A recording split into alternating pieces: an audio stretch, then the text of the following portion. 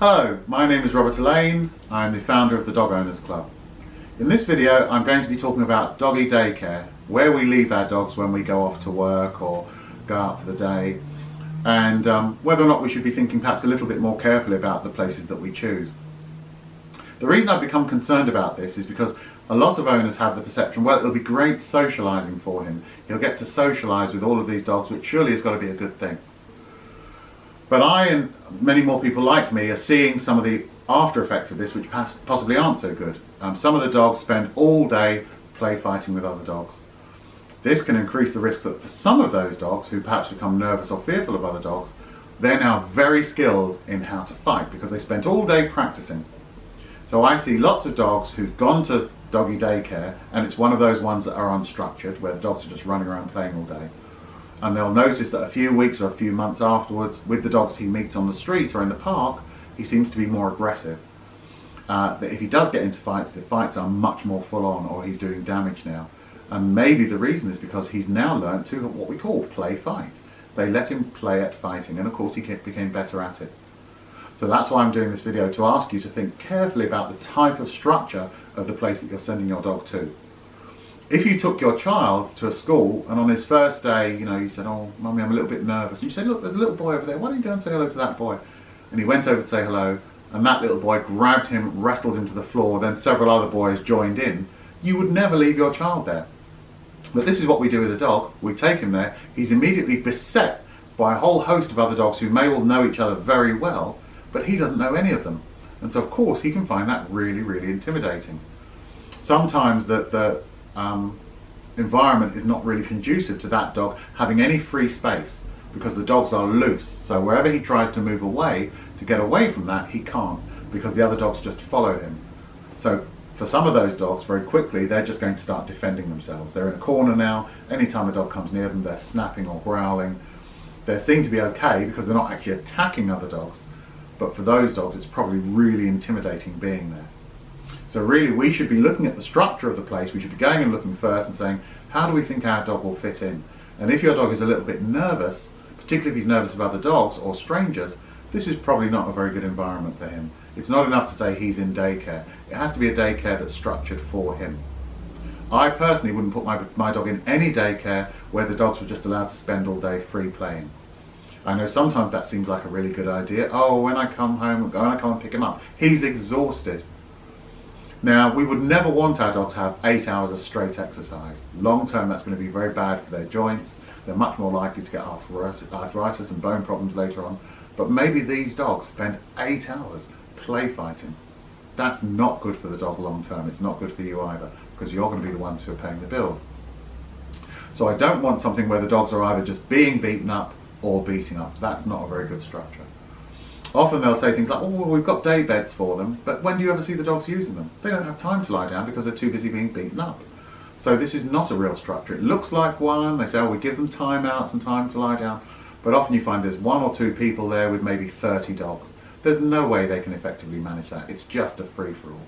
This is not a place I'm going to put my dog.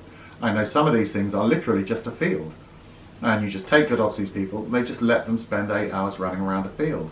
And again, this is totally unsupervised, it's totally unmanaged, and really is not a good environment, in my opinion, for pretty much any dogs. This is not a good place for your dog to be.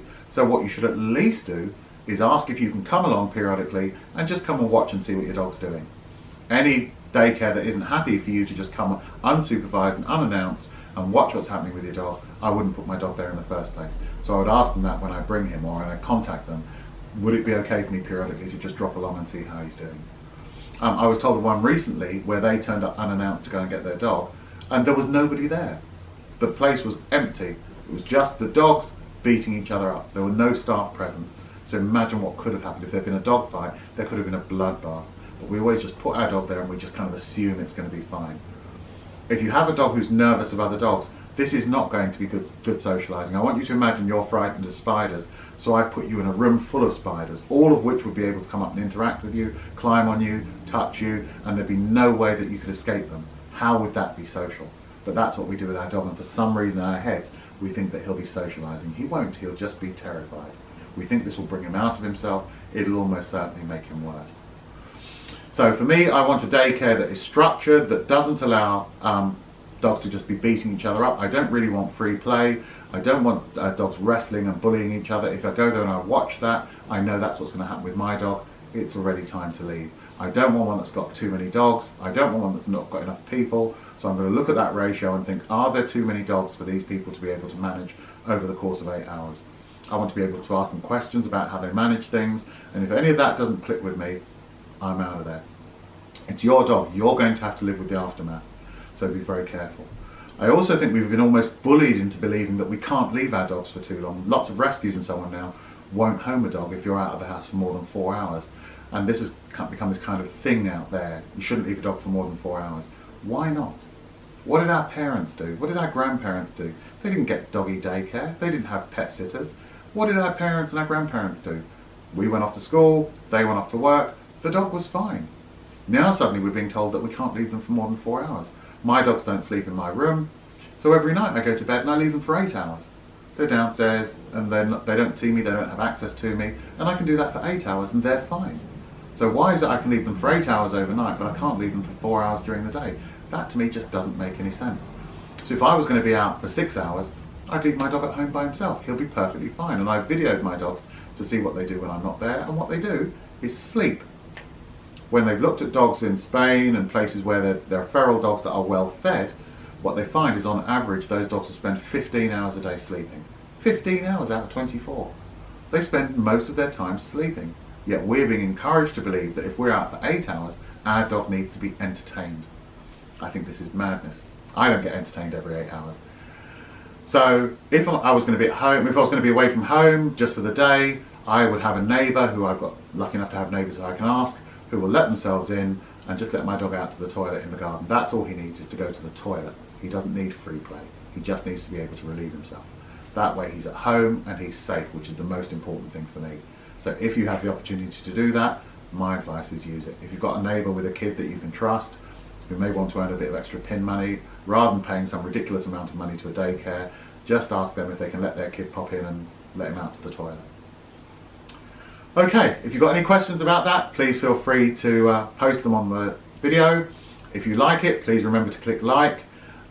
If you enjoy it and you want to see future ones, please subscribe. And if you want details on future ones, please press the little bell button next to the subscribe button.